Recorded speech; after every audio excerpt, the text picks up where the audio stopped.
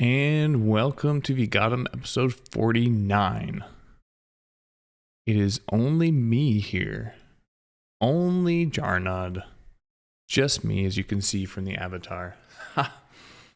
Yeah, everyone else, we had a weird month. I was out of town for like 2 weeks of the month, and I was busy another week. So basically, we all kind of lost track of each other. But it's all good now. People probably trickle in and just do their thing. I hope you all are okay, and I hope that you had an excellent Independence Day, because that's what this is all about. Independence. Independence from the great mighty British Empire. The mighty British Empire, which has people are petitioning now. If we go to our Stop Killing Games. Oh, let's see if I can adjust this a little bit. There we go. Try that. Center it out. Yeah, the Stop Killing Games petition has reached over 1 million signatures. 1.2, almost 1.25. Now, if you were an EU citizen listening to this, which I doubt, because we would not be very popular in the EU, feel free to go sign this. The idea of it is, as you can see, is that games as a service, the idea of live service games, when they reach the end of their shelf life, they get shut down and no one can play them anymore, even if you spent money on them. And so the idea of this is to petition the European Union government to,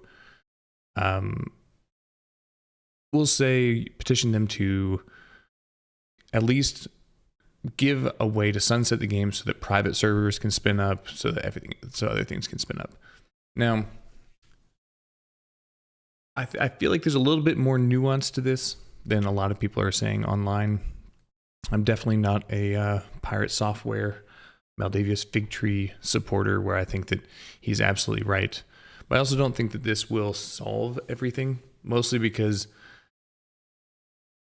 90% of the time, more government involvement in a product is, well, it doesn't seem to turn out very well.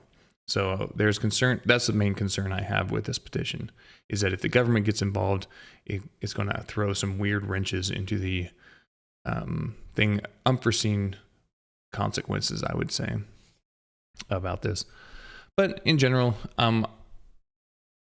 yeah, there are games that I wish I could still play that you can't play anymore, that I have purchased, and that's problematic for me. And I do wonder how this would affect, say, something like Steam or other online platforms like Epic. Whereas if you put out your game on Steam and Steam sunsets, what happens then? For a lot of devs integrate with Steam for the partially for the DRM, partially because it prevents people from stealing their stuff, stealing their games. I know I've seen examples of indie games putting their game on Steam without integrating into Steam as a authentication, and someone just lifts their game out of it and puts it onto itch.io or something like that, and just makes like, $5-10, but $5-10 for nothing. So anyway, lots and lots to think about with that one. But I will say it amuses me greatly to see Pirate Software lose this battle.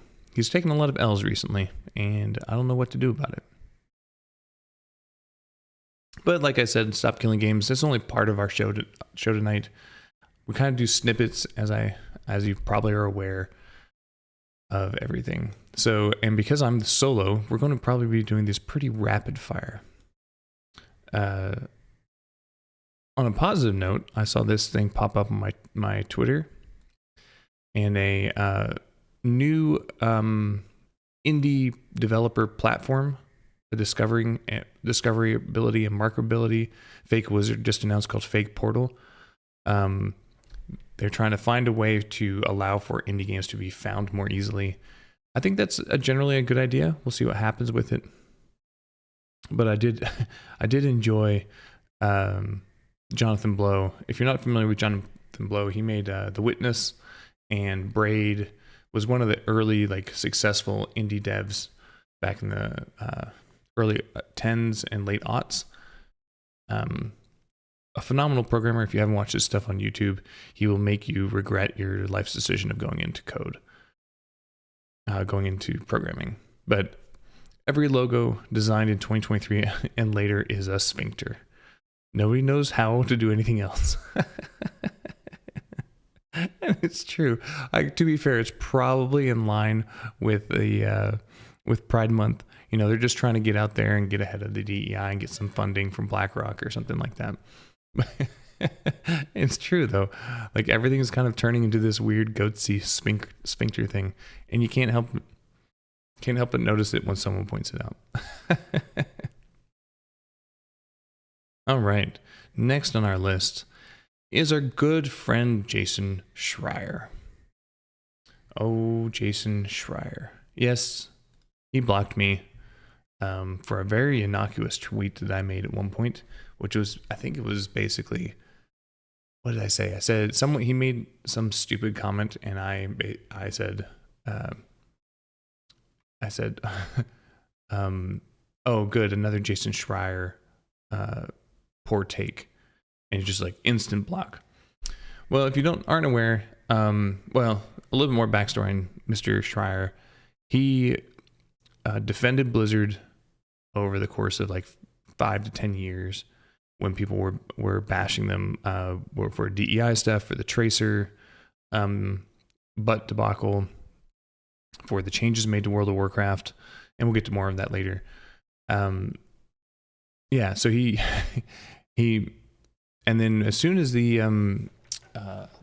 Cosby room from Blizzard popped up, boy howdy, he within like 3 months wrote a 1,000-page book about all the problems with Blizzard and how he was privy to them, but didn't tell anyone about them until he could write a tell-all book about it a couple months after public perception of Blizzard had fallen. And I just find that kind of snaky. You may be aware of him. We talked about him about 7-8 months ago when Veilguard came out, and he had a tweet that said something to the effect of woke go woke go broke has been like the calling card of really shitty games that have come out over the last year or so. And he made a comment that said, go woke go brr to the top of the charts, and showed how Veilguard was doing pretty successful. Yeah. Well, come to find out 6 months later that Veilguard is awful.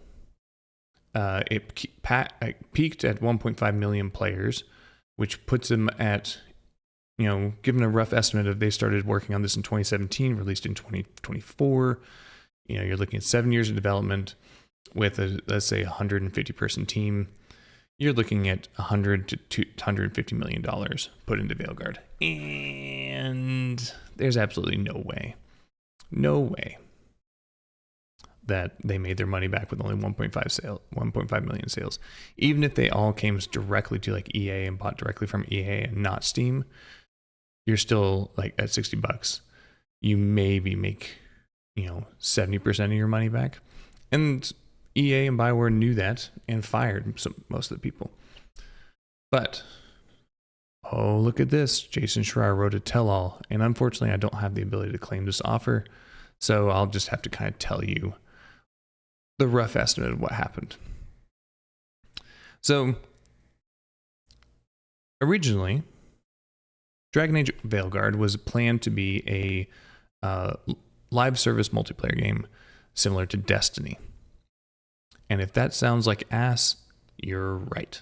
It does sound like ass.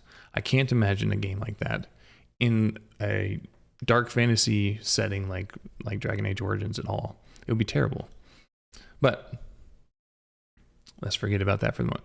But then when Anthem came out in 2019 and it failed, 2 years later, EA reversed the decision and told them, no, we're not going to do a live service multiplayer game. Let's swap it over to a single player.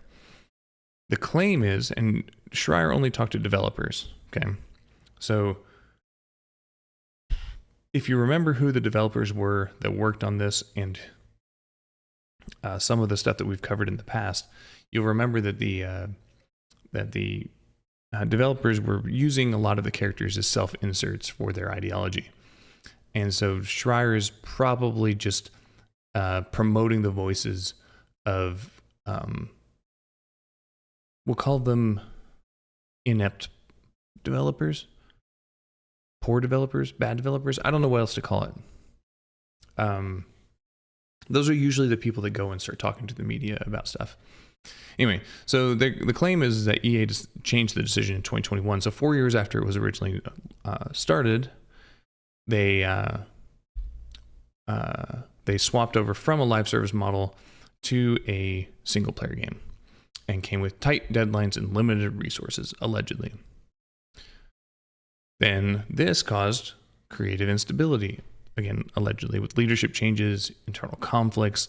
The Mass Effect team was brought in to assist in 2023, but then there was irritation and tension between the Mass Effect team and the Veilguard team. I can't imagine if I was on the Veilguard team and watching the people that came from Andromeda come over and start telling me how to make a game, I would probably be a little irritated, to be quite fair. Anyway, and playtesters in 2022 criticized the game because it didn't have meaningful choices or consequences, which if you played Origins, there was a lot of opportunities for choices and consequences. And I guess anything before Origins 2. KOTOR kind of had it, though people kind of got shoehorned into playing Dark Side or Light Side. But you generally had like Baldur's Gate 2, Jade Empire, which was a great game. Not a lot of people remember. But they all had like branching dialogue options and things that happened in the story that were affected by kind of like how you talked about it. And to be fair, BioWare's lost this a lot ever since they sold to EA. The poor doctors, I don't know what they're doing now. I hope they're living rich and meaningful and purposeful lives because they earned it for the games that they created. But boy, do I miss them running BioWare.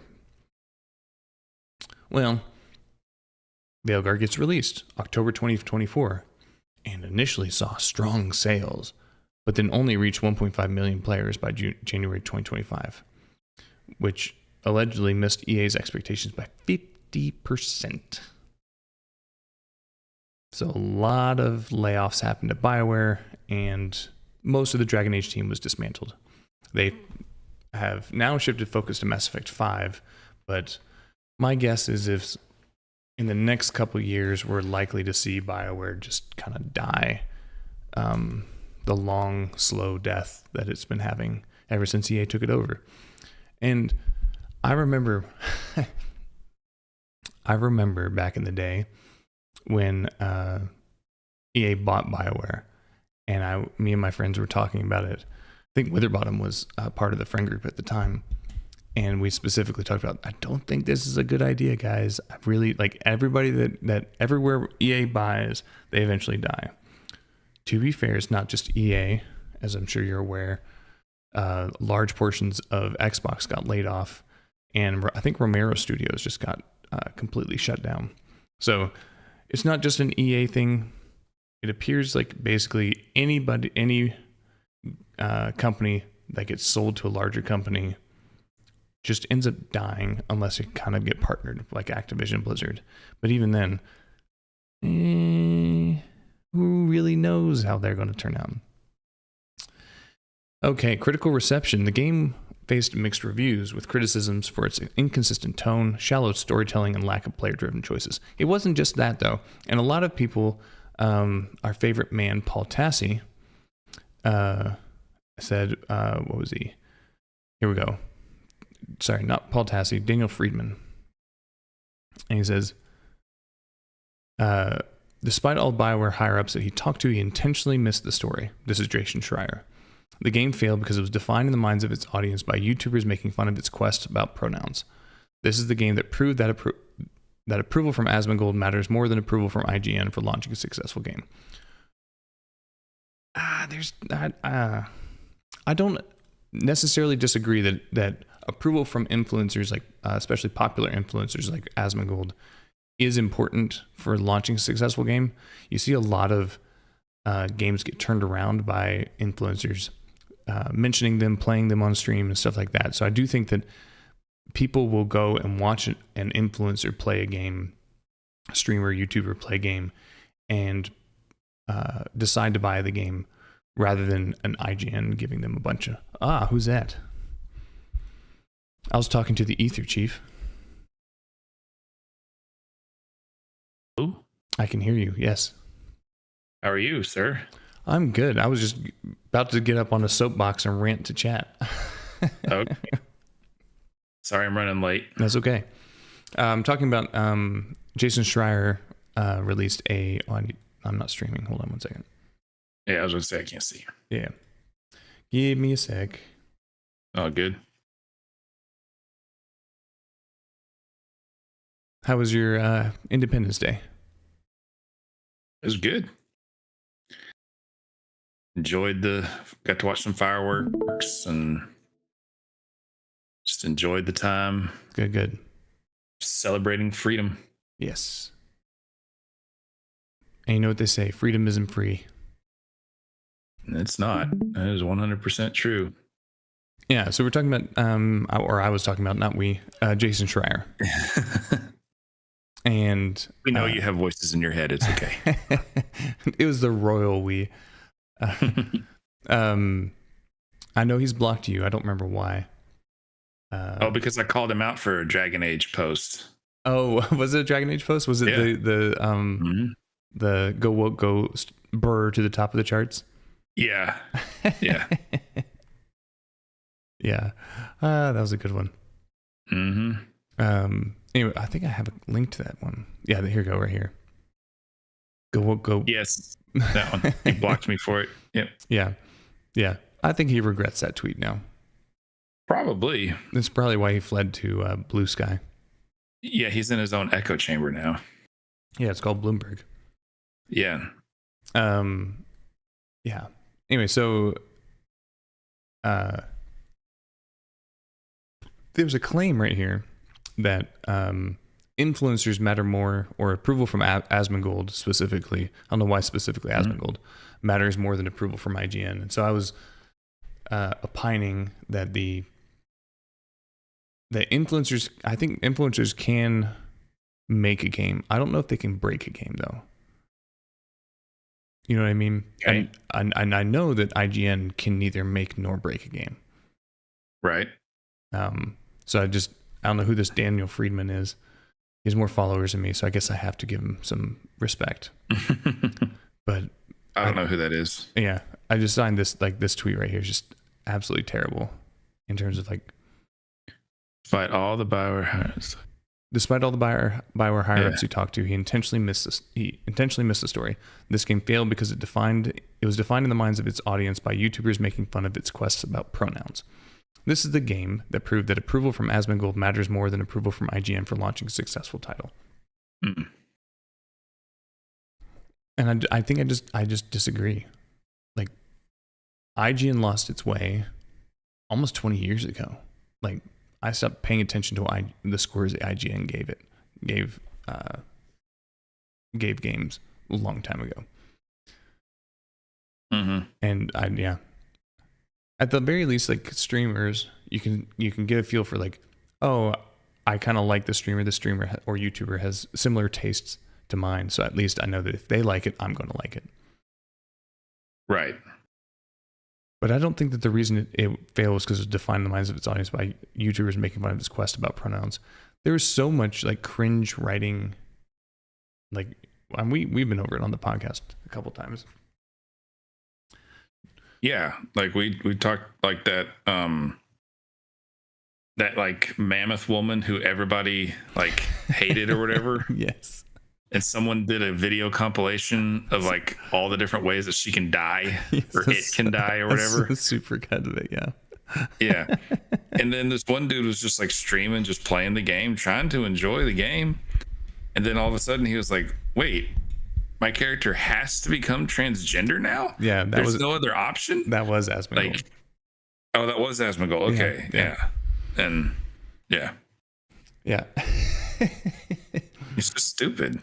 And it's absolutely ridiculous. I think it was so Schreier's article is full of like people blaming EA for the problems, and I'm like, I don't think that EA was the problem for this game. I think it was the developers.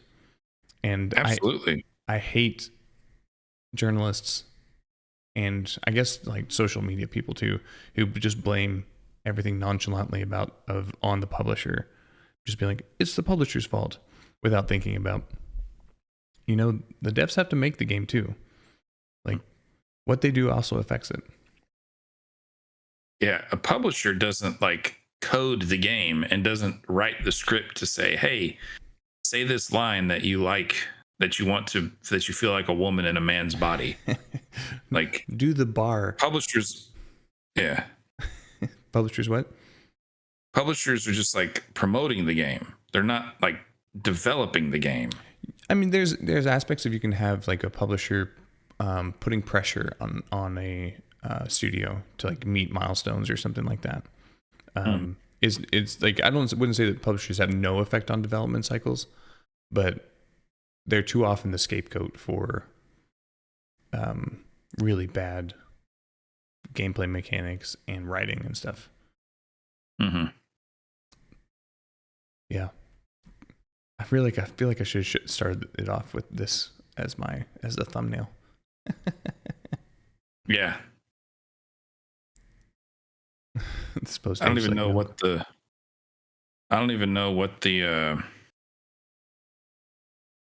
what their player numbers are at now. I haven't even looked. Oh, they're terrible.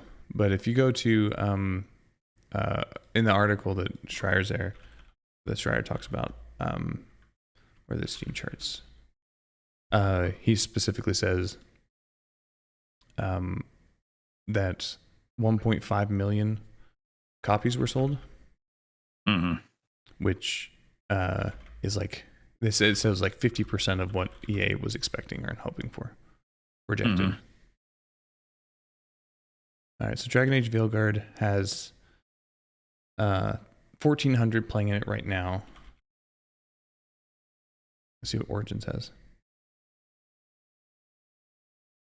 Origins, oh, they only have 12, so I guess. Oh, sorry, an Ultimate Edition. Ultimate Edition is 420, so a 16-year-old game, the first in the series, has about half as much as the most released one. You want to blow your mind? Look at Battlefield 2 right now. All right. It's like, fuck it, we're doing it live. We need that as a soundboard. Yeah. Battlefield 2?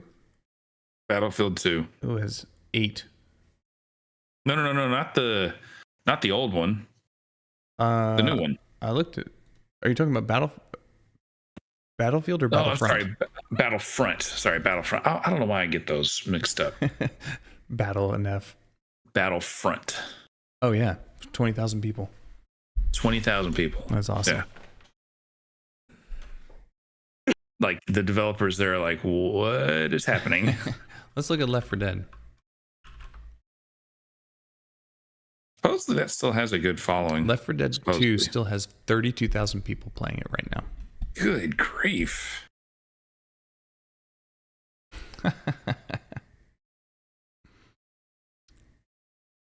That's amazing.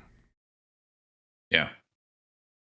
There was a section. So Left 4 Dead 2, I'll bring that chart in there. Left 4 Dead 2 came out soon after Left 4 Dead 1 was released, and the players for Left 4 Dead 1 were really, really, really mad because they were like, this is just a cash grab and all that type of thing. And so there was this group they made a Steam group called Boycott Left 4 Dead 2. Okay. Maybe there's even a screenshot of the Boycott Left 4 Dead 2. And so I don't think there's a screenshot. Nope. Oh, there it is. So boycott Left 4 Dead 2, and then the day it releases, these are all the people in the group, and they're all playing Left 4 Dead 2. And they're all like so mad, but like it was such a much better game than one. So everyone was like, okay, well, all right then. It was good. All right, what's next on our list? Let's talk about. Oh, here's some wholesome stuff. So this YouTuber, his dad had always told him that video games are a waste of time, right? And so he challenged his dad to go and try and beat Dark Souls 2. Took him 9 months, and after he finally beat it, he said it was thrilling in a way I'd never experienced before, and now he's playing Elden Ring. That's awesome. I know. There's something about FromSoft games that just bring people together in ways that you never would have experienced before. Oh, man. Do we have any other positive news? Oh, hey, here's some positive news. On June 5th, the Supreme Court has just ruled unanimously that reverse discrimination is discrimination. Nice. Yeah. So I'm waiting for all the recruiters to reach out to me. Yeah, me too. I'm waiting for my apology from Bungie for not hiring me. There was someone who, so there's a guy named Chris Avalon. We've kind of talked about him on the podcast before, but he was the writer for a lot of Obsidian games, like Neverwinter Nights 2, Fallout New Vegas, basically all of their like really critically acclaimed games. And he got fired in 2016 or 17, like during the height of the Me Too movement, because some women came out and claimed that he had Me Too'd them. Who's getting Me Too'd? Chris Avalon. I don't know who that is. He was a writer for Obsidian. Basically was the head writer for Fallout New Vegas, and was like the reason why Obsidian did so well with their RPGs. But he got Me Too'd, got fired from Obsidian, and then fought the lawsuit, like sued the people accusing him, and they settled out of court and apologized for their statements, claiming that it was not consensual, and basically he's vindicated. Good. Yeah, right? But he made a tweet recently. It was like, we're going to turn this into an anti-women podcast now. Ooh, we could do that. I know that's one demographic we haven't really hated on yet, but I feel like deserves a lot. We could turn into the whatever podcast. Yeah. if you can find I've been watching so many clips. All he does is just find stupid people on OnlyFans. Mm-hmm. I know, what a brilliant business idea. You know why they keep on going on, right? For clout. Well, their subscribers go up after appearing on the whatever podcast. Oh, really? Yep. Oh yeah, because they're like, oh man, she's hot. I'm gonna go watch her. Except for Gorlock. I'm pretty sure. Was that a he or she? I don't remember. I say he. Yeah. Well, I'm pretty sure his subscribers went up too. Probably. Wait, that dude has an OnlyFans? Yeah.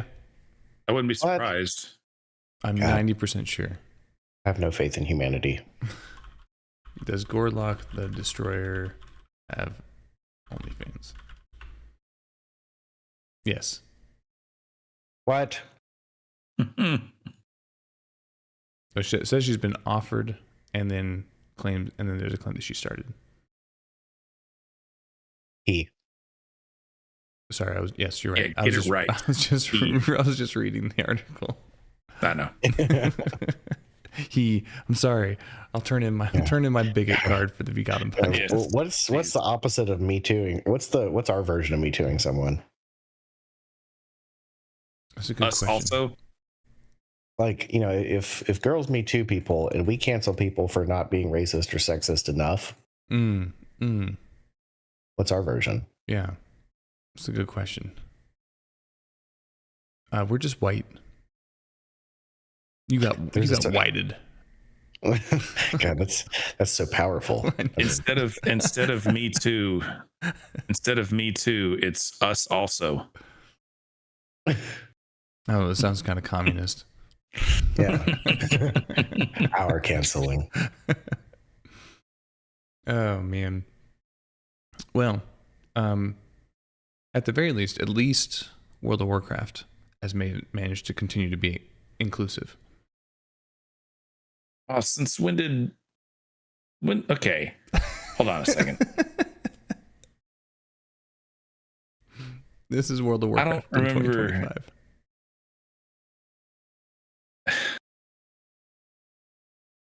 That's just ridiculous. What's that? What's that world's name? Azeroth. Azeroth. When does Azeroth have cover rounds? Like, come on. But they don't have old people there. Here's what I find amusing about it. Like the first thing is, it's funny he's in a wheelchair and that's like ethereal, but most amusing is that it just floats.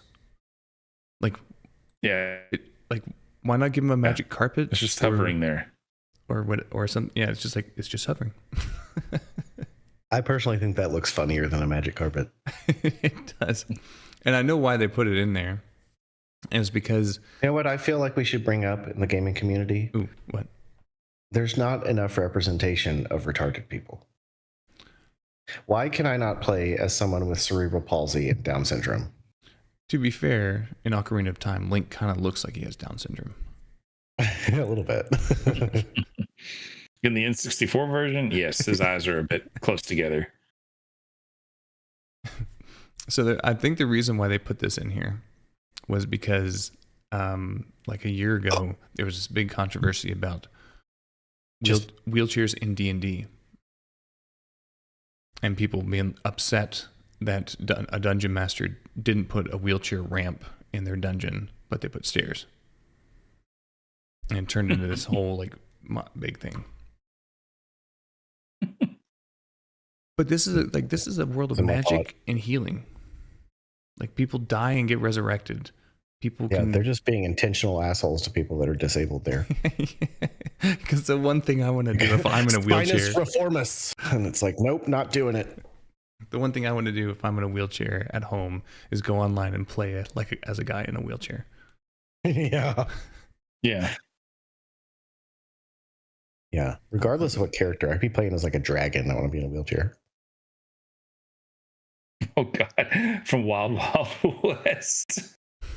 I was just thinking, there's got to be some business idea to market a game specifically to like the libs.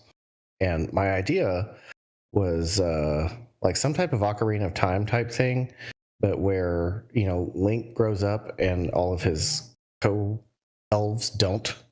And then we can spin it as like it's pedophilia, but not pedophilia thing. And I feel like they would love it. I saw something like the liberals' new like talking head, Dean Withers, talking about pedophilia as being kind of okay. I don't know. I feel like I'm really ashamed to say this, but I feel like millennials, we failed. We're the ones that got all the woke terms and started saying completely nonsensical stuff. And as much as I hate to admit that Gen Z can do anything right, they all seem to be pretty racist. Yes. Yeah, they're doing a good job. And I'm like, damn it. How are they're more based than we are? Like the people who don't want to work more than 20 hours a week. They spend all their time doom scrolling on Instagram and getting all their racist videos. But I'm just like, okay, I have a little bit of hope now that we're like, okay, like we're not just being totally retarded anymore. Gen Z. All right. Well, it's happened again. I've told you all about War Thunder, right? And the leaks. Yeah, it happened again. That's actually Ninja releasing that information. Probably. So this is now the 9th known case in which classified or expert controlled material has been posted by users, making sure to influence in-game accuracy. That's my favorite thing about this. Is like, it's not malicious. It's like people being like, no, this works this way. Fix it. I wonder, is it people who play the game that like have access to the information, or is this internet people like hacking in and stealing stuff and being like, nope, this is not what our space drones look like? It appears that it's people who have access to the information and are playing it. And there's no way they can track down who like XXX Pussy Destroyer 420 is in the Pentagon. No, not in the Pentagon. The Xbox and Steam servers are just like completely locked up like Fort Knox. I don't even know what it was. Oh, this one was showing a Harrier flight manual. Harrier jets are cool, by the way. I told someone. Oh yeah, they're awesome. They were acting like they were in an Xbox Live chat. As a compliment or an insult? Oh, it was definitely me making fun of him to his face. I was like kind of semi-arguing with someone about something. and it was over text. And I was just, he was getting mad, and I was just like making fun of him, telling him how dumb the idea was. And he told me, he said, go cry harder. This is like a 50-year-old Indian guy saying this to me. And I started cracking up. And so I was like, you sound like you're in an Xbox Live chat. And then I was asking people around me, I'm like, should I tell him I'm going to go fuck his mom? Like, like I was like, God, I feel like the natural thing to do right now is to say the N-word and tell him to fuck his mom. Speaking of Indians, I saw a tweet. It was, I'll paraphrase a little bit, but it's like white Americans view Indians like high caste Indians view low caste Indians. That's kind of funny and true. That's amazing. Although I still can't explain my thing for Indian women. Grooming. Grooming? Yep. So I was molested by an Indian woman? Must have been. Makes total sense. All right. Well, since we're on the roll, here's one of Stone Toss's comics.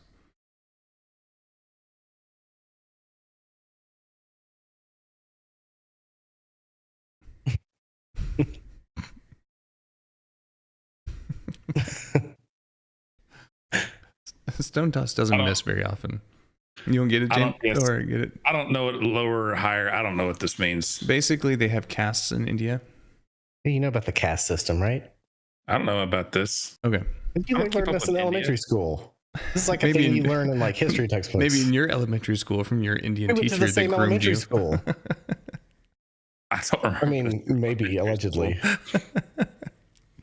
Basically, there are deterministic castes in India where you're born determines your lot in life, and that so high caste Indians will generally look down on the low caste Indians and view them as you're born into like a rank in society. Yeah. Yep. Gotcha. Yeah. And high caste Indians do not view them as like don't talk to each other. Yeah. How do you know if you're born into a high caste or a low caste? Indians know. And can a low caste become a high caste? No. I don't think so. Can a high caste become a low caste? Nope. Yeah, it's imagine that like you're born white and like imagine you're born white versus black. It's basically that. Oh boy. And there goes one viewer. White versus anyone else in the world.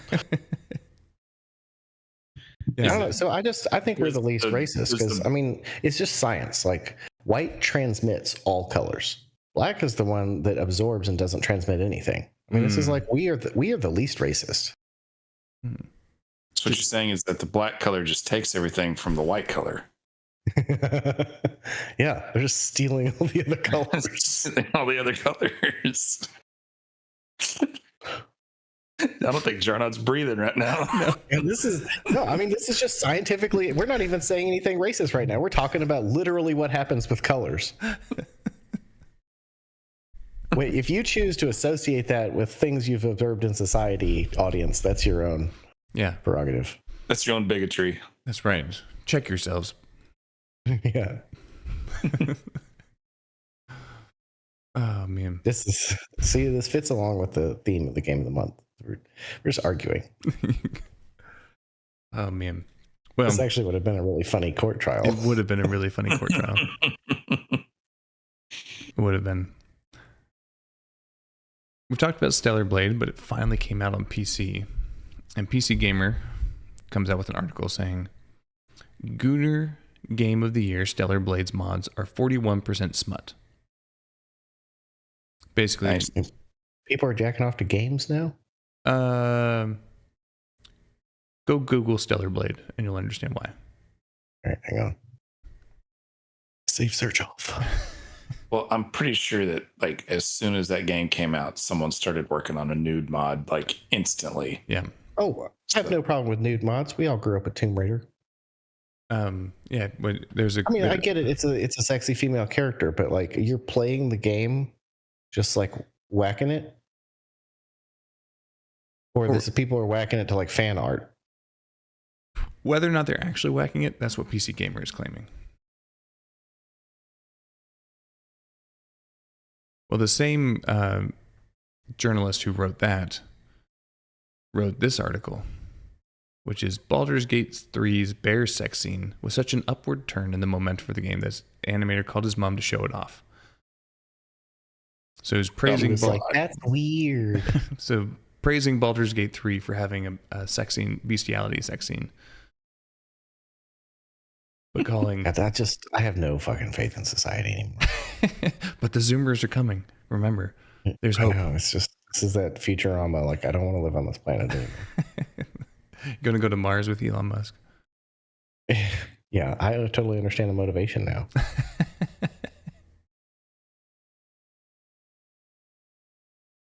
That's where he's going to take the American party. If you think we had like a national purge like the movie, do you think it would just be like a massive race war? Oh, 100%. Chief is like, fuck yeah. And that's just not me just trying to be like, if I'm sounding racist, but you know exactly that's what's going to happen. But I mean, do you think that would it be like conscious though, or would it just be what happens? Is it like they're like, hey, we're going to do a purge, and all of a sudden, instantly, every white person is like, all right, we're going to Chicago, and or like, is it just like there would be fighting, and I don't know, one group of people would get killed off more than the other? Well, that would probably happen too. Like they can't shoot for shit. I know. Yeah. Have you ever heard the story of like the British army against the Rhodesians? No. So they were sitting there, and it was like 100 British soldiers held off like 10,000 Rhodesians, and they didn't lose a single guy. And so they went and tried to figure out what was going on. They captured a guy afterwards, like when they were after the like dawn broke, and they went out and captured one of the wounded, and asked him, is like, hey, like. Oh, they collected some of the rifles and noticed that they were sighted in to the highest possible sight. Like they had turned the knobs all the way to the top. They're just shooting over their heads. And they're shooting over their heads. And that's why there were no casualties on the British side. So they asked the capture, the POW, it's like, what's the deal? Why, like, what was this? And it's like, well, they shoot harder if you turn the knob up. So they were all turning the knob up because they thought that they would shoot harder and do more damage if they turned the knob up. Wow. That's funny. So the purge. Well, that's how it was in the movies. It was a race thing. I've never seen the movies. Big time. I never saw the first one, but they said the first one was the best one. But I saw like the one, it was Election Day. That's the one I saw. That one had more of a class political thing involved with it. Like, So everyone just hung out around the ballot boxes and shot people. kind of, yeah. But oh yeah, it'd 100% turn into a Civil War II. It would make for an interesting year afterwards, though. Yeah. It's like you have a purge and crime drops off like 400% the next year. Mm-hmm. And they're just like, oh, it's proof the purge worked. And we're all like, uh-huh. Yeah. That's the proof. Yep. And then like the next year, it's like, do y'all want to have the purge? Nah, we're good. Yeah, we don't need it for a few more years. We're good. So you're expecting like 100% efficiency on the first purge. I mean, I feel like it would take a little while. Do you think it would turn into like every racial demographic would separate into, or to be everyone against one racial demographic? And the next purge would be like, I think it would be country specific. Okay. Yeah. You know, because like India and Pakistan are going to go nuts. You firing stink bombs at each other. You just stay out of the way of that one. Yeah, you just whoever wins, we're cool with it. We'll get you next time. Like let some of the numbers dwindle over there so that it's easier for us whenever we come for you.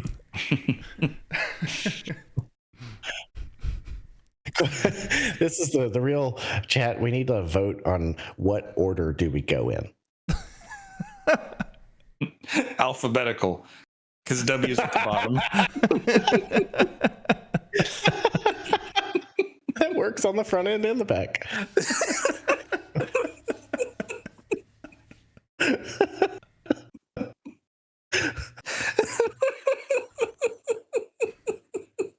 Oh man. That was great. That's good. Yeah, I mean, there's got to be some type of hierarchy. And the thing is, yeah, maybe we're going to shoot ourselves. So W, it's like, hey, are you good? Yeah, I'm good. Okay. Yeah. Let's go have a barbecue. Let's go have a beer. It's Purge just like that turns into a beer rally. That's all it is. Yeah, it's just a day at the beach. Yeah. We have Roman candle wars afterwards instead. Yeah, non-lethal. Yeah, we all shoot guns in the air. Oh man, good times. Okay, this is a prime like book waiting to happen. Right. You need to get started writing your books. I know. Now I got 2 ideas. Somehow they have the same theme. Yeah. I'm convinced the first. I don't know how to do it. I just feel like it would definitely be like a bestseller. Oh, it absolutely would be a bestseller. What's your first book? What? All right. So nobody.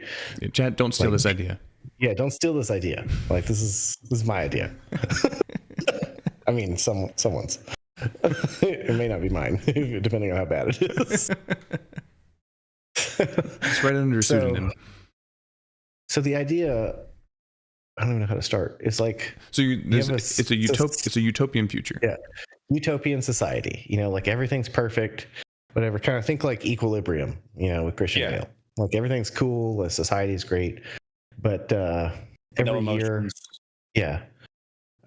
year they have like a Hunger Games type thing where there's like a drawing, but it's not really drawing. It's like they get up there and they announce certain names, and those people are deemed like different, and not suitable for society. And so we ship them off somewhere. No one knows where they go, whatever. So so it's the story written, I don't know what perspective, but written from the perspective of like, I think the dad is a good one. Yeah. Basically, the dad goes after his kid that gets chosen. Yeah, the kid gets chosen. It's a big like, why are you leaving and whatever. And it's kind of 2 parallel stories. So it's like the dad, searching for him, and also along the way, the kid kind of goes from like holding cell to a ship or something, or a plane, and, the travel, and meets people and finds out that they all kind of share this idea that they always felt different. And like something about them was different from the rest of society, and they felt like it was a bad thing, and but now they were having to kind of like accept that they're the different people and all. And then they eventually, it's just that they're gay. And and so they get to this island, and it's like they open up the doors, everybody's thinking like it's the fucking Coliseum or something, and it's just this like super happy, like all the gays living together, like in Australia, having a giant party. Yeah, it's like there's no, like, you don't have to worry about who's gay or straight or anything. Like they're all just like in their own community and happy, being all hedonistic and yeah. Well, I mean, we can throw that in if we want. I mean, we have to have a sex scene in there to actually get a Stephen bestseller. King got away with a child orgy, so I feel like we can get away with it. Wait, what got away with what? Yeah, in the end of it, Stephen King writes like a gangbang. Yeah, there's a pedophilic gangbang. Yeah, they all bang the girl. Ugh. It's like they're like literal coming of age. That's awful. I got him again. Oh. Rare form tonight, Angry. Well, maybe substance is involved. But see, the neatest part about it is that both sides of the aisle are going to be angry about this. Right. So like the libs are going to be really happy because it shows that like, oh, you can be accepting, and like you just got to accept who you are, and if you take all these people together, they can be so happy, and it's this acceptance story. Or it could be a like, you're so discriminated against, and this shows how terrible it is, but they're going to love it. But the key part of it are going to be happy. The Republicans are going to be happy because it's showing a perfect society, as long as the gays are in Australia. Yeah, and so that you as the author, you just sit back and let them fight. Yep. And it's going to be just on a crazy like media rampage. And once a predominant opinion starts to prevail, then you can say that was your opinion all along. Our chat says that we should call it League of Legends. It's just like that Dane Cook, like, who shit on the coats, or all you got to do is pop in and be like, I hope it wasn't on my coat. Like that's all you got to say. Like, you just go in and you're like, this is what I thought too. Like, and then boom, you're a phantom. Disappear. Yeah, just disappear. Get your $1 million when they turn it into a movie that flops horribly on Netflix. Like, that was probably our most creative edible moment, was when we came up with that idea. The thing is, it stuck around afterwards. It's like, it still makes sense. I know. I know. I want to go to Dragon Con and like pitch that as a book and just see what happens. Yeah. It's brilliant. It all depends on the buzzwords that you use.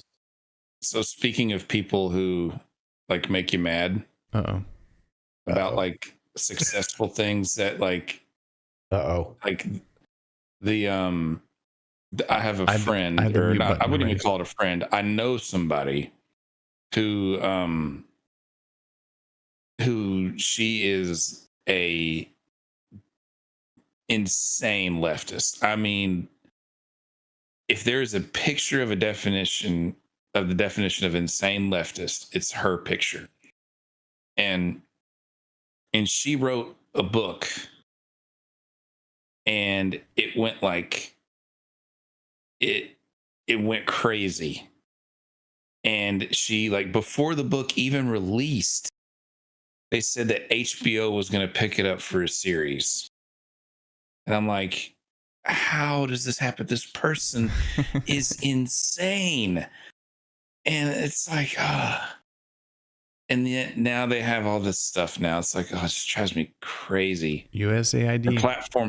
Their platform has only gotten more. Did y'all see all that stuff with Liver King recently? I saw he went crazy down in Austin trying to fight Joe Rogan. Yeah, he like showed up with a bunch of guns or something and got arrested. But his eyes looked weird. He had one that was like fully dilated and the other one was pinprick. It was weird. Yeah, You sound like the cocaine. predominant. Well, I was about to say the predominant thing was that he was like, on meth or something. He definitely, because he had some, like, his tongue was a weird color. Yeah. Like, I will say he took on a little bit of the like meth face. Mm. He doesn't look as beefed up anymore. He looks like he's strung out on something. So, I mean, I think the dude's having a full on psychotic break. Couldn't be a random parasite from all the raw meat he's eating. Yeah, that would be actually really cool. He's got like a brain eating amoeba.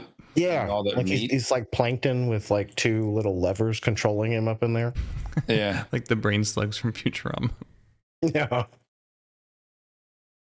I always wondered that. I'm like, Just give him a like dose. if I knew that it was safe to eat it, and someone was like, "Hey, take a bite out of this cow heart like it's an apple," like I'd try it. It's safe. Oh, it's Trouble. What's up, guys? How are Do you, we already have Trouble? the discussion about would you eat human if it was on a menu? Synthetic human or real human? What is synthetic? Is that like IVF Or babies? lab. IVF babies. IVF babies. Would you eat an IVF baby?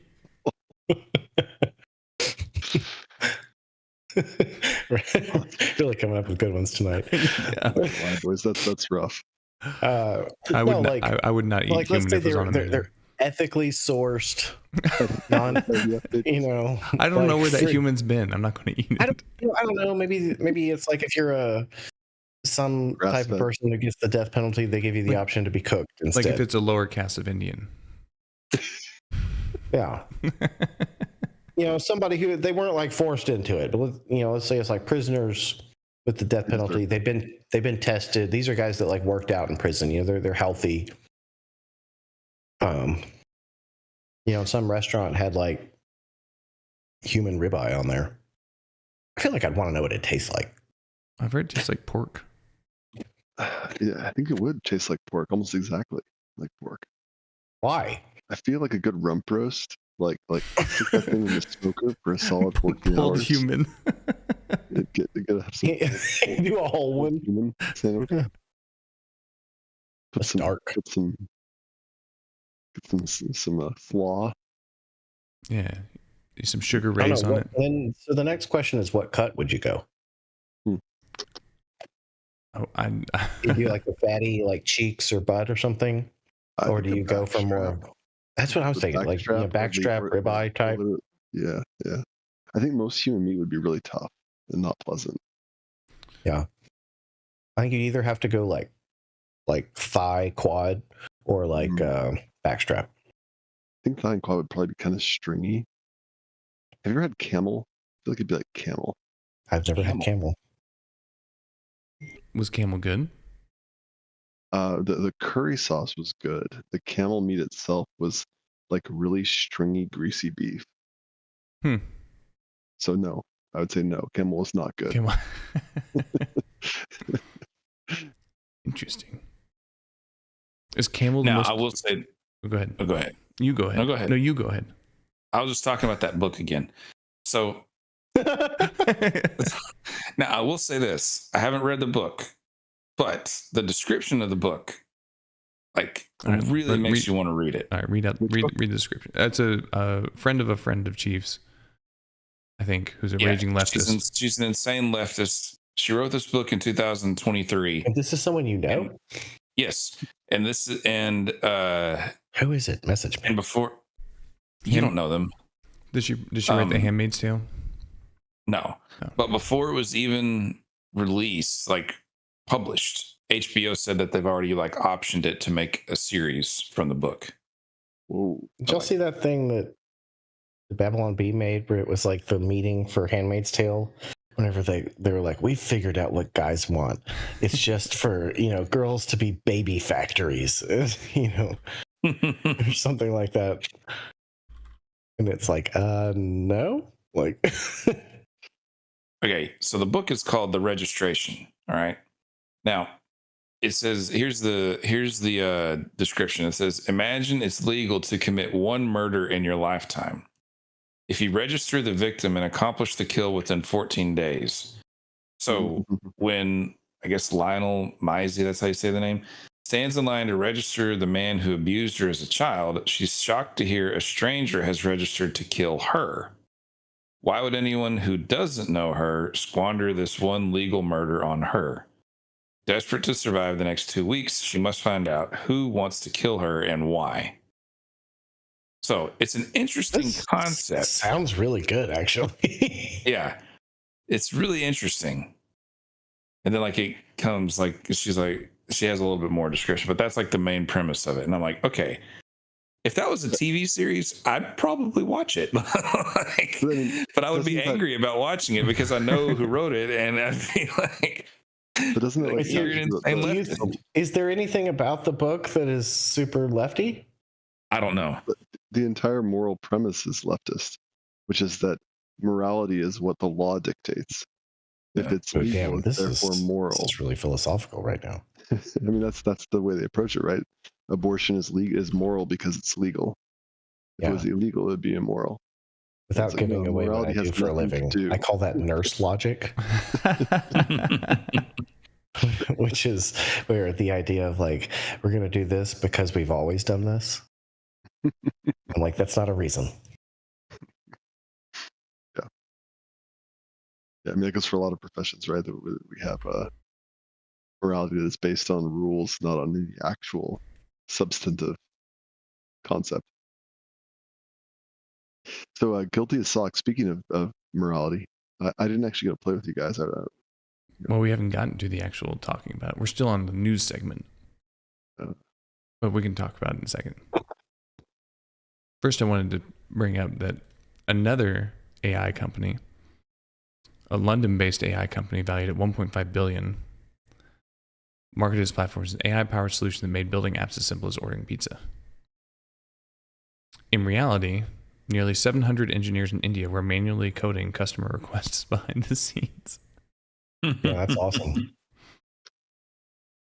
AI stands for instantly? I don't know. AI stands for always Indian.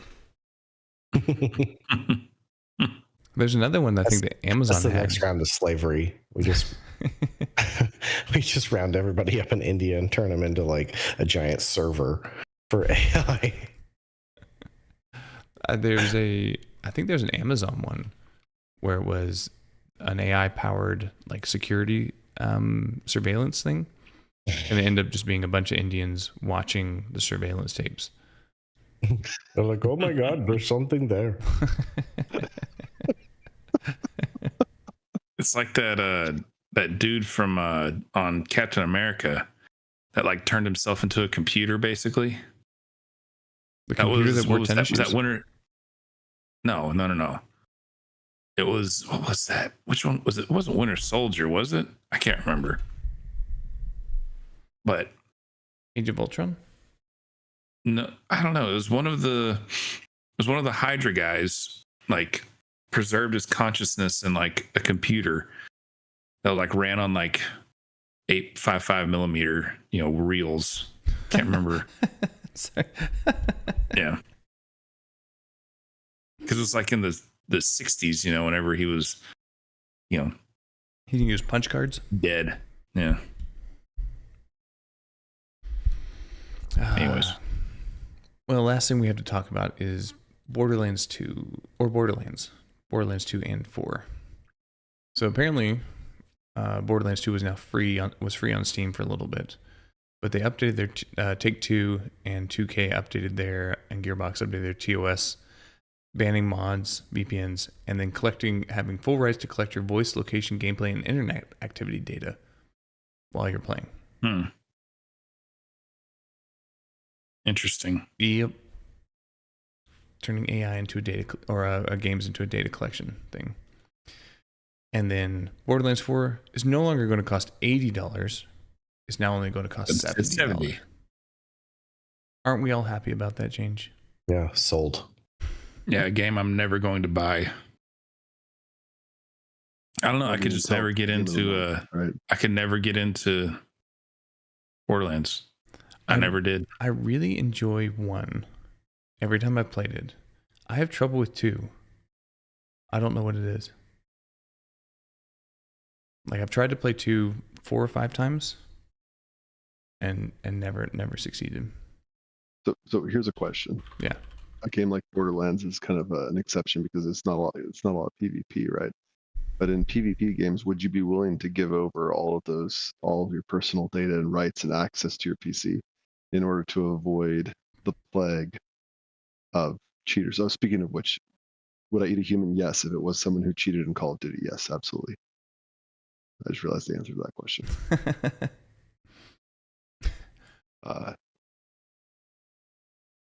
Would you willing to hand over? How many rights would you be willing to hand over in order to avoid the plague of cheaters in video games?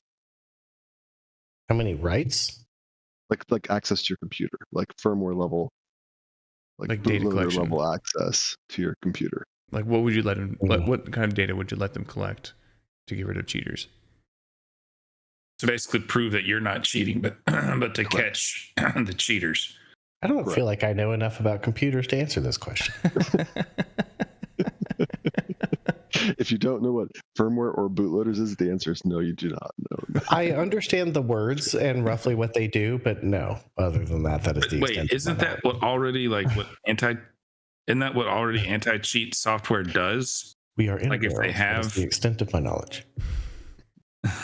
Some of them, not all of them. I mean, the good ones try get basically access to your hardware level data.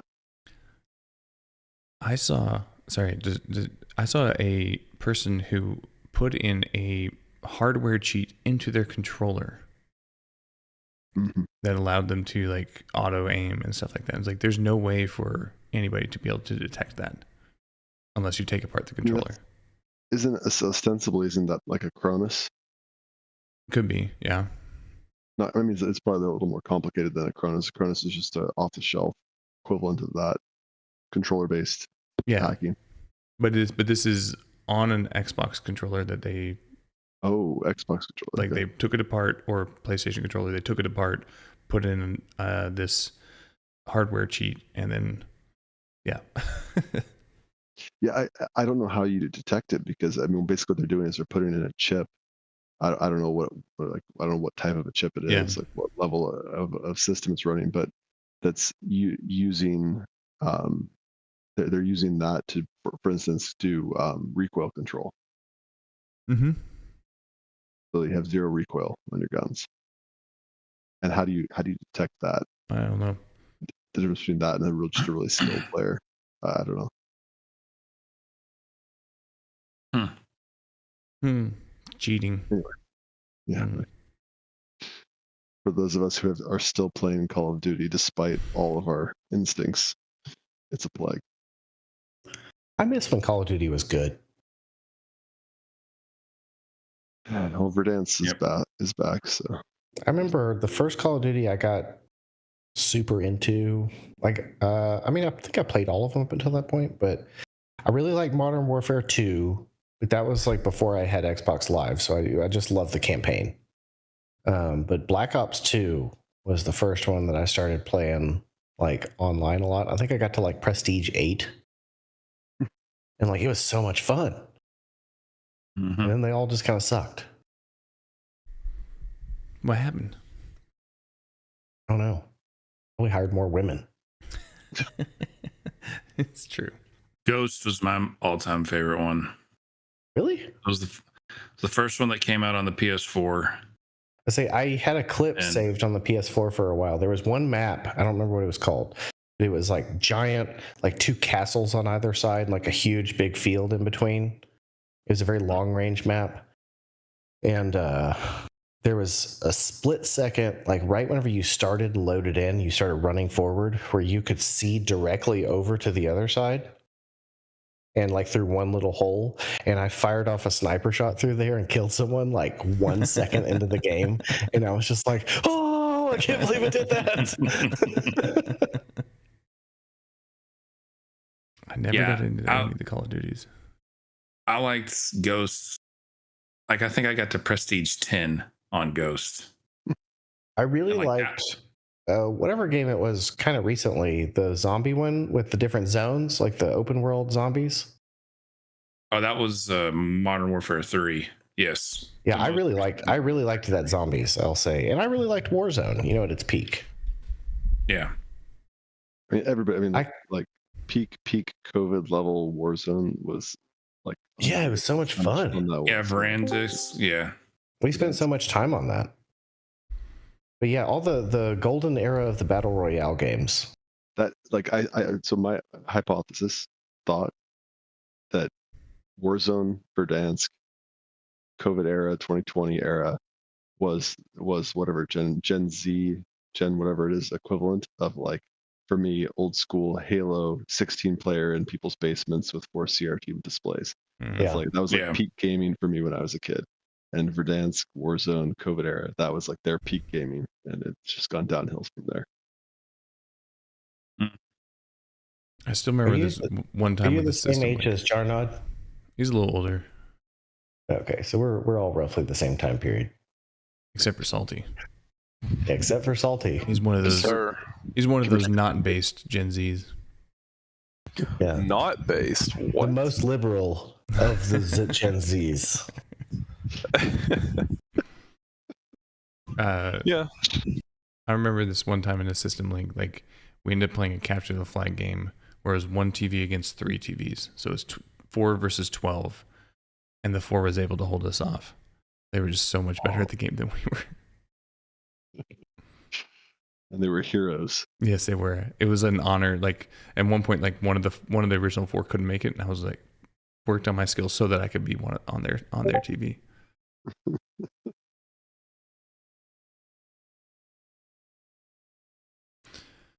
All right. Well, let's talk about Guilty as Sock. Good show up. Time to show up, Salty. Thank you. We don't have any footage because Ninja's. We didn't play it. We played it once and Ninja recorded it, but now he's AWOL and never gave it to me. So You can't say AWOL. I can. I didn't give him leave. I did like the game. It's just been like a absolutely wild month. I haven't gotten on like at all. This is like the first time I've actually like turned on my computer this like entire. I was just thinking I haven't even turned it on in probably like 2 weeks. Yeah, I had a family reunion and then in-laws come in and then another family reunion. It's like I've been here half the month, it feels like. Yeah. I feel like between working and getting ready to move, like I've just been busy same. constantly. Trouble, what's your excuse? I've been playing. You guys just haven't been online, man. You were playing Guilty as Sock by yourself? Oh no, absolutely not. Chief, when did Yeah. you move? August. Nice. Me too.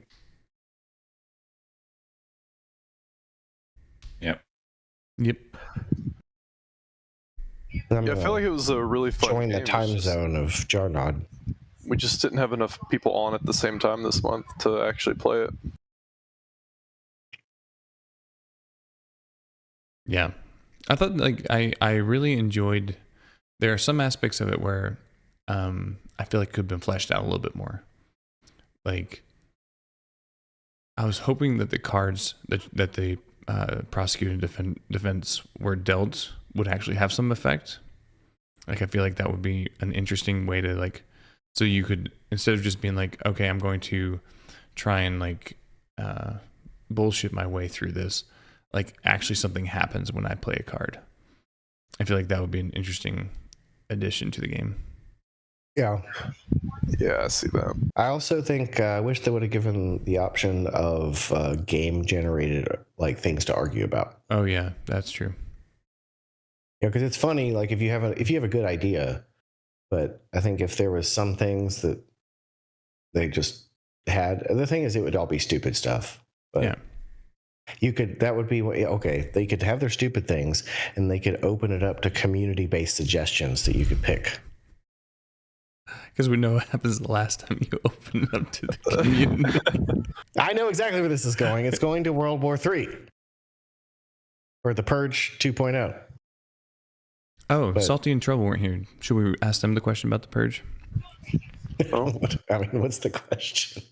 It's more of a prediction.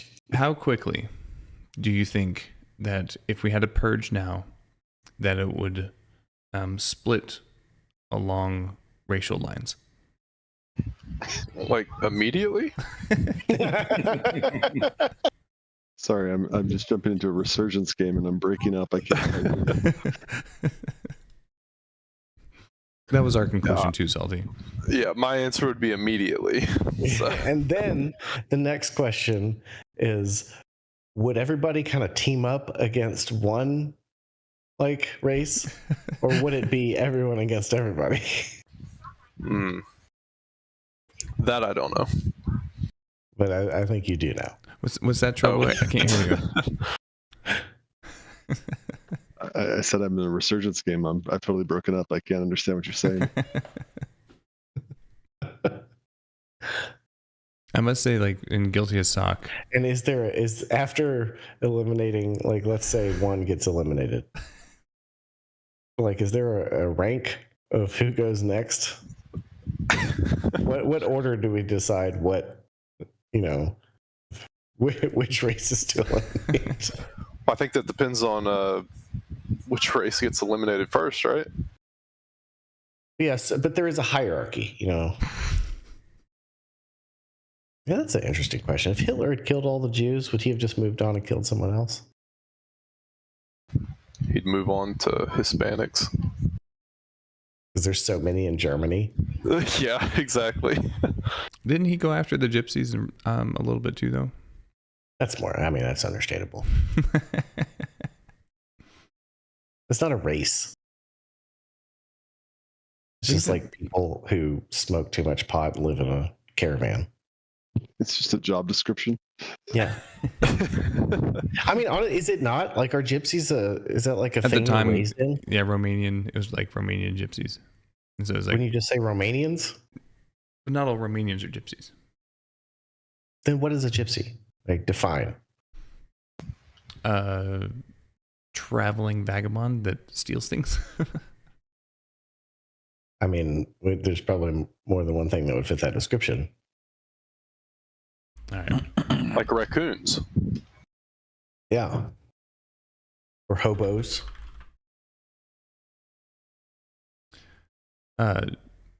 Gypsy definition.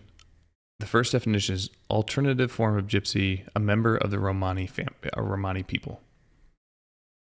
And So you would just eliminate Romanians.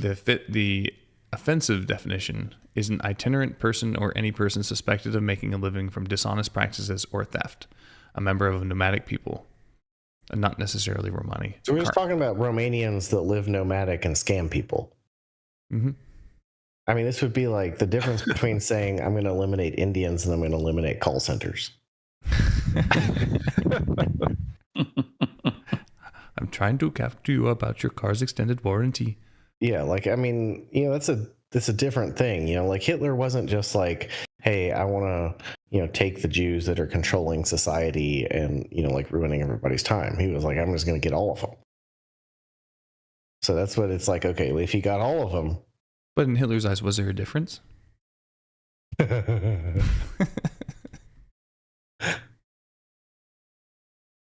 Well, did y'all ever watch He was honestly just trying to prevent 9/11.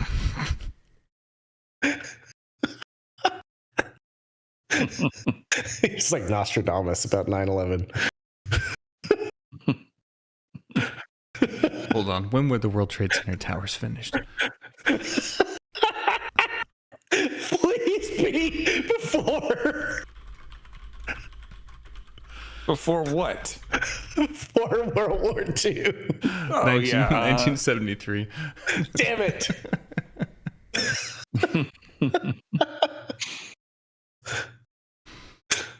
We're about to get a knock on the door from the FBI. No. What I'm saying is, did y'all ever watch that show, The Man in the High Castle? I watched the first season.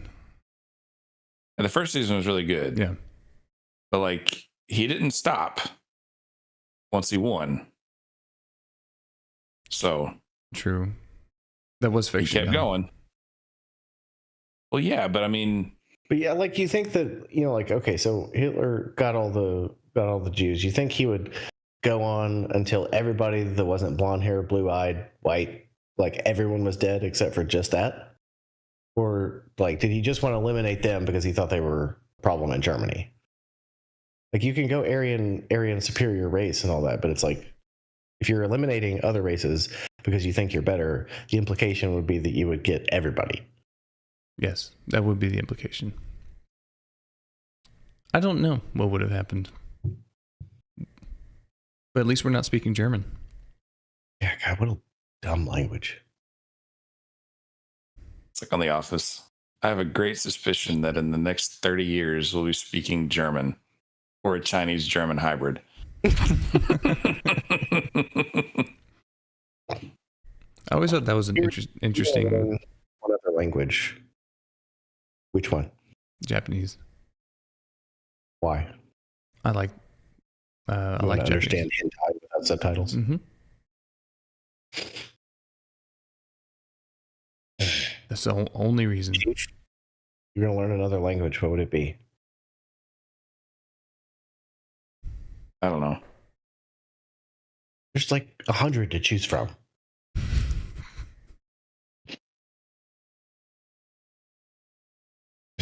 Salty?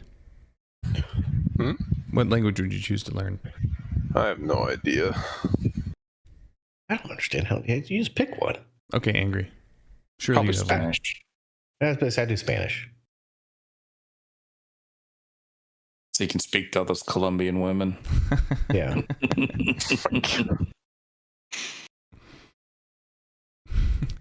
Trouble. What language would you choose to speak? Gaelic. Ooh, Gaelic? Yeah. Gaelic? That's a good one. Isn't that like Viking? Obscure. Awesome. No, wait, what? Celtic. Or it's Oh, Celtic. Irish. Yeah. Irish, Scottish. Yeah. Okay. Sounds really cool. It's impossible to pronounce, and just I don't know, it's just obscure. so you can watch all that Gaelic hentai. Oh, okay, guys. I do have a confession this Uh-oh. month. All right. About Gaelic Yeah. hentai. I'm pretty upset about it too. Not one of my finer moments. Have y'all ever watched The Secret Lives of Mormon Wives? Yes. I'm familiar with it, but I've never watched it. Me and my wife have been watching it. Watching it now. It's so we were Is this your guilty pleasure, Chief? it turned into it, sadly. My wife was just watching it one day because she saw like a funny reel about it. So she started watching it. And I was in the living room and I said, "What on earth are you watching?"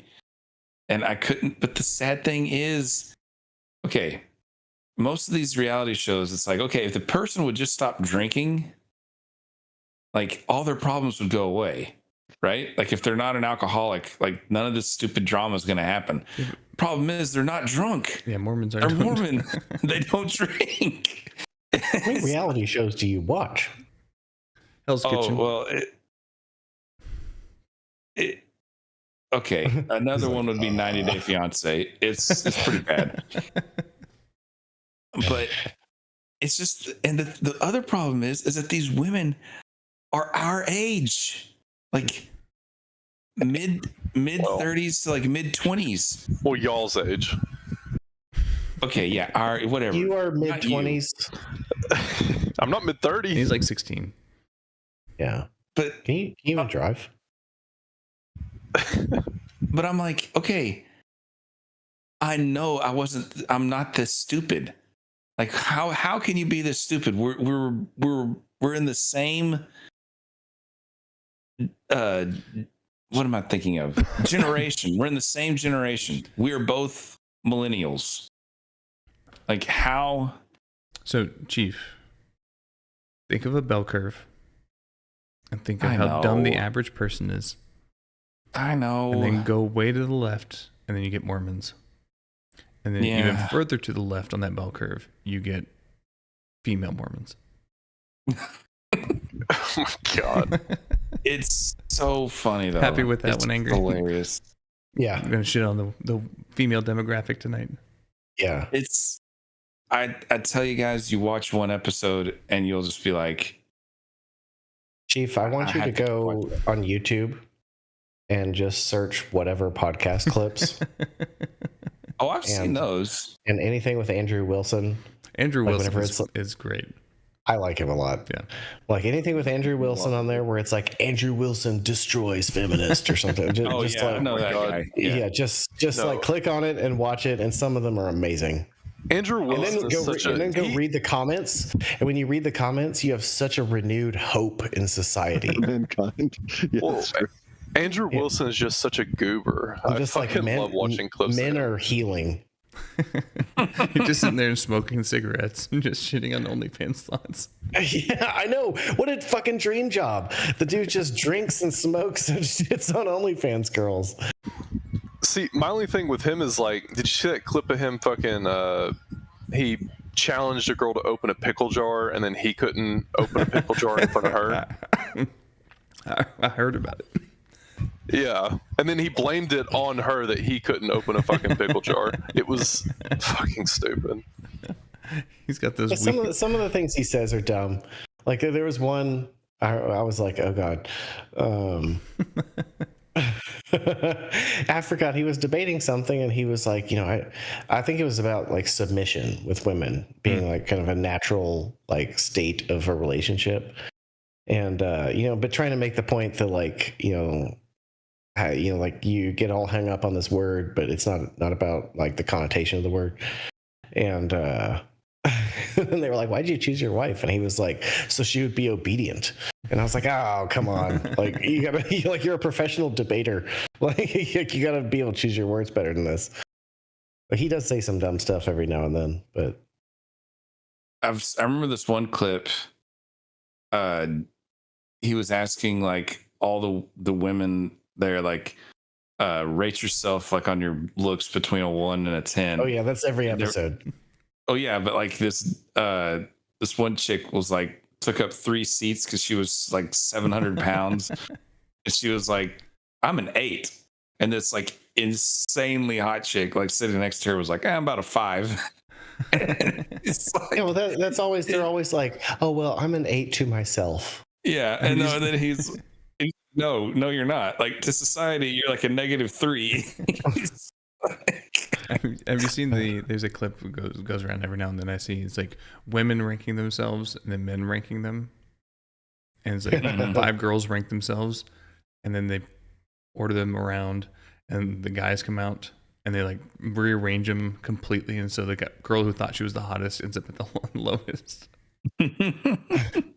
I think my journey started. This was like I don't know, a year or two ago, something like that. I was like in an airport, and I started listening to a podcast, and it was Tucker Carlson and Andrew Tate. Yeah. And I all I knew about Andrew Tate beforehand was that he was just some sexist, like like whatever. And I remember I texted Jarnod, and I was like, Andrew Tate's making a lot of sense.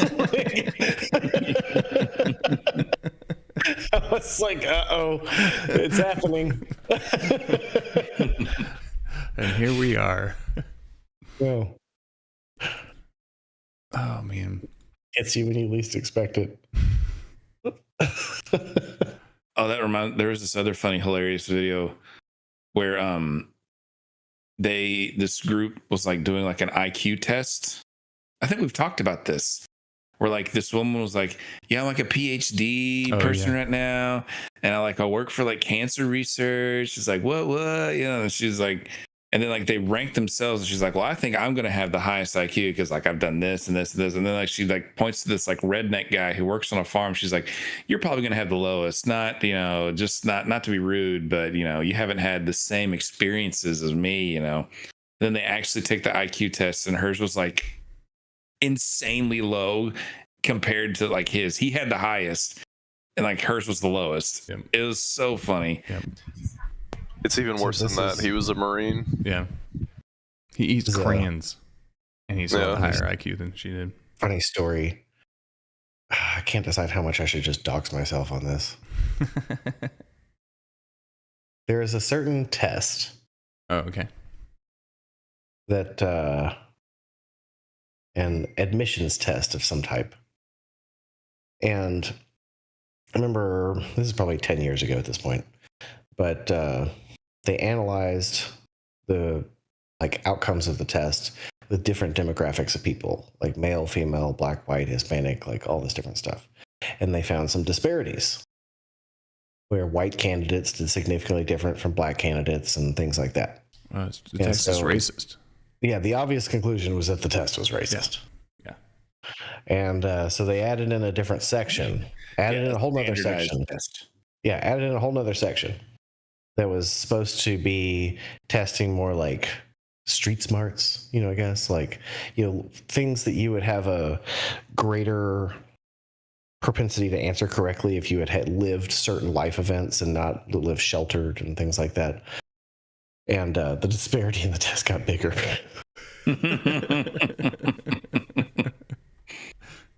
Oops.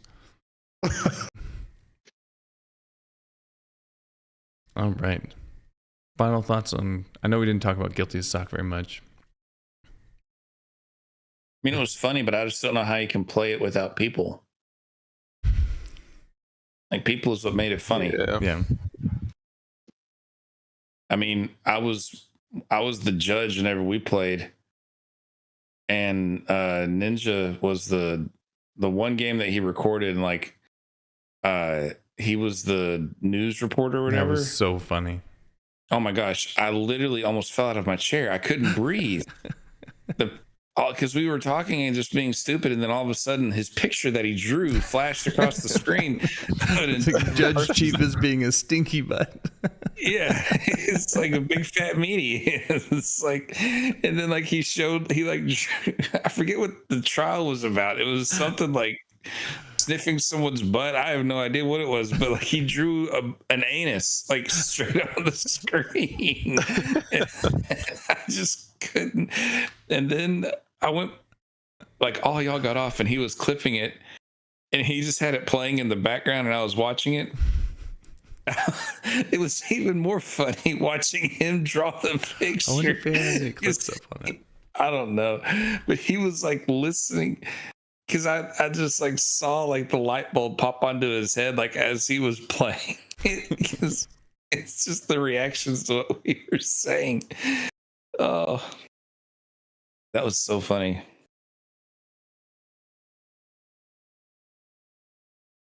If you haven't subscribed to VGotM Clips, you should. Did he put any on He did VGotM not. Clips? Oh, okay. Sadly. But it is so funny. Yeah, I would say I can definitely see the appeal, and it's a lot of fun when everyone's in the right mood to just be silly argumentative and shit on each other. Yeah, it was great. Witherbottom being the bailiff was perfect. Yeah. And my client got off scot-free. Mm-hmm. Honestly, I can't remember what it was. I think I just hit in it. Even though he did it, he was found not guilty. Yeah.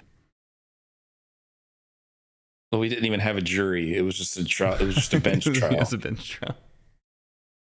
You didn't have to follow the jury though. Like the jury was like, you press a button, you're like, I'm going to suggest to the judge that this happens. Oh. All right. Trouble, Salty, Angry. Do you guys have suggestions? I guess Salty already has. Trouble, Angry, do y'all have suggestions? I did not get any suggestions, and Okay. I don't know of anything. What was that one I sent earlier in like meme group chat? Some like you're running a gas station at night or something. Oh, I don't think it was an actual game though. No, it is. Oh, it is? Yeah, it's on Steam. There's It's not there's out. McDonald's at night. That was a different one. Oh. In the memes? Yeah. Late night gas All I station. see are just That's all what I it's called? see are all like the 4,000 memes I put in there. Is it late night gas station? That No. doesn't look right. That is a game though. It is. There's gas station simulator.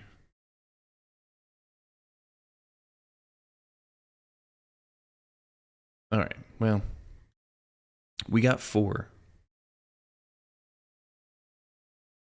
And Witherbottom is not here. Shift at midnight. Shift at night? Shift at midnight. You want me to put that in there? Let me see, because I think it's not out yet. It's like, but you can play a demo.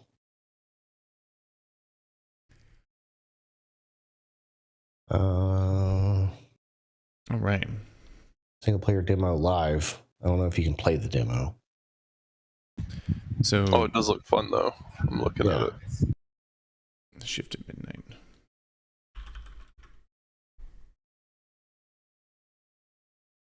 Oh no, it does not look fun.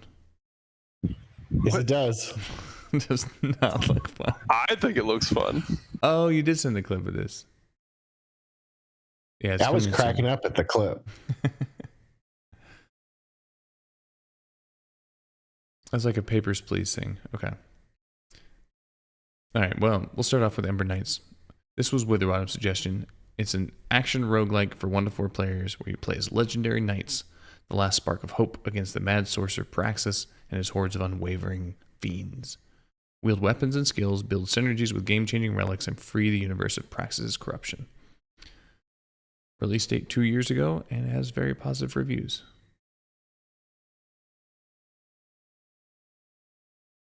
All right, Salty, tell us about Dune Awakening. It is a, how do I explain it, like a survival type game, kind of like Rust, I guess, but set in the Dune universe. You build a base, yeah, and there's like, so you got your like main area, but then there's like this one PvP area where it's just like a desert and it resets like every week or something like that. It's really fun. They have like the shields in the movies, and you know, like the where they like float and shit like that. It's pretty good. I'm not very good at describing games, so. Clair Obscura is my suggestion. It is a JRPG, single-player JRPG game set in futuristic France, I think, and kind of a modern take on JRPGs. They introduce a parry mechanic. Everybody that I've talked to that has played it has said it has jumped into their top 10, sometimes top 5 game all time.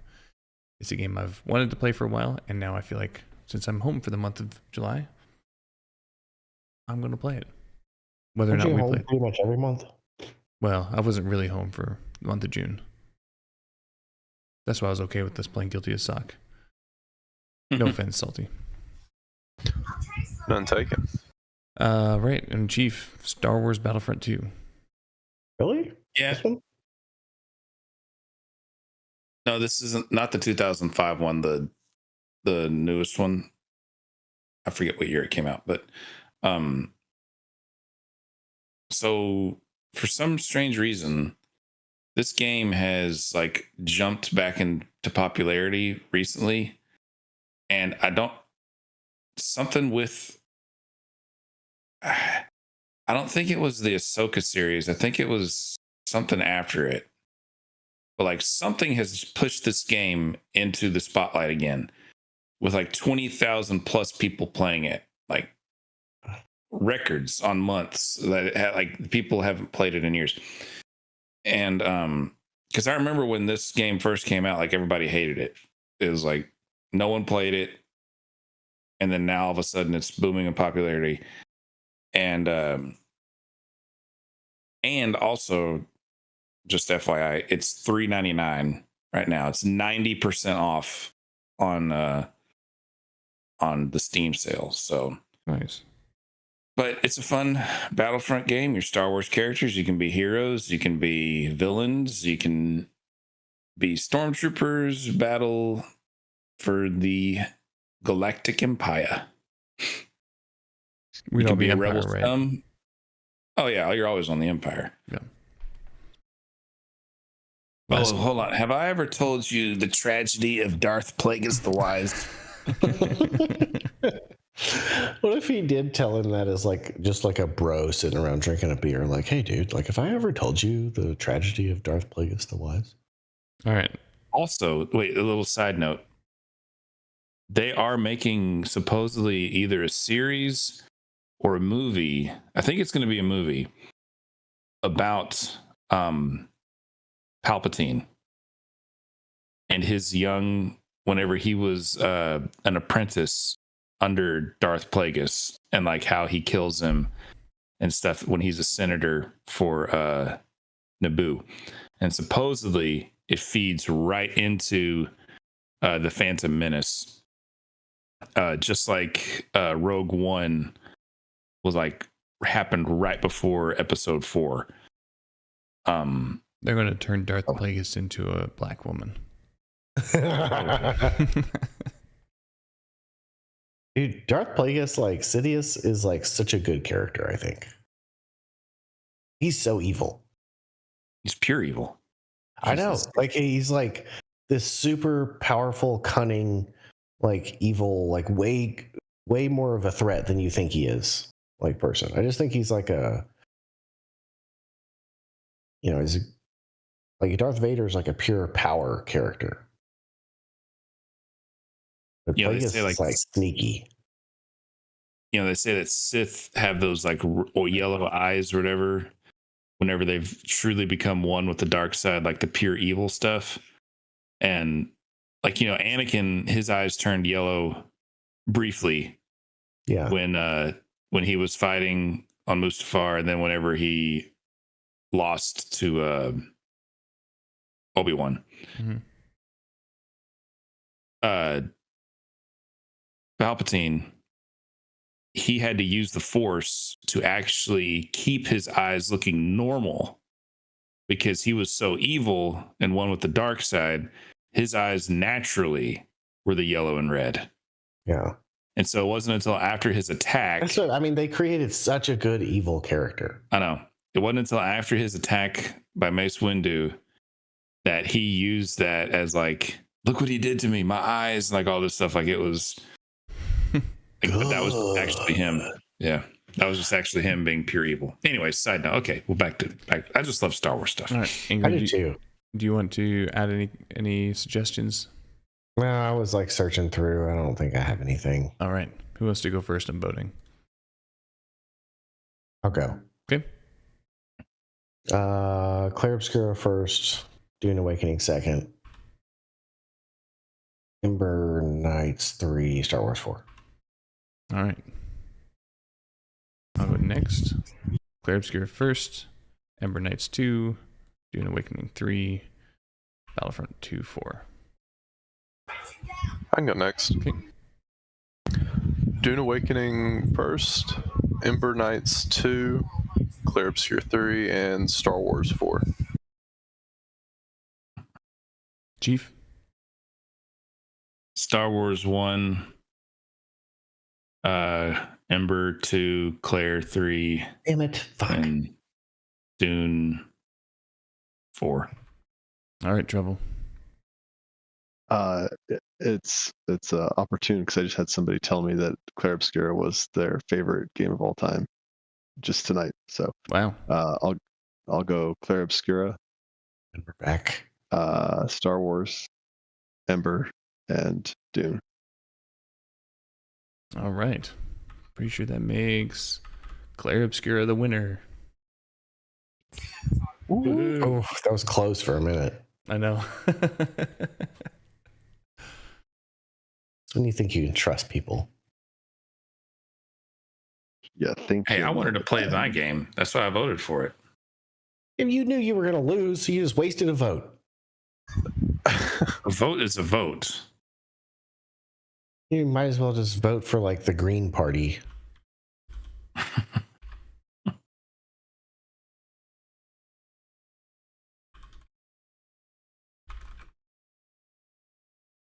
All right. Any final words to the great chat viewers of VGotM?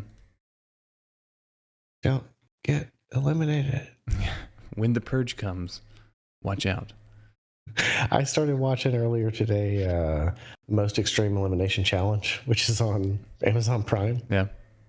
Joe used to watch that. Never seen it. Oh my god. So it's like a Japanese game show that's like Wipeout, but with like very little safety features. Nice. But they just dubbed over it in English and made all this just ridiculous stuff. That's definitely not what they were saying, but it is hilarious.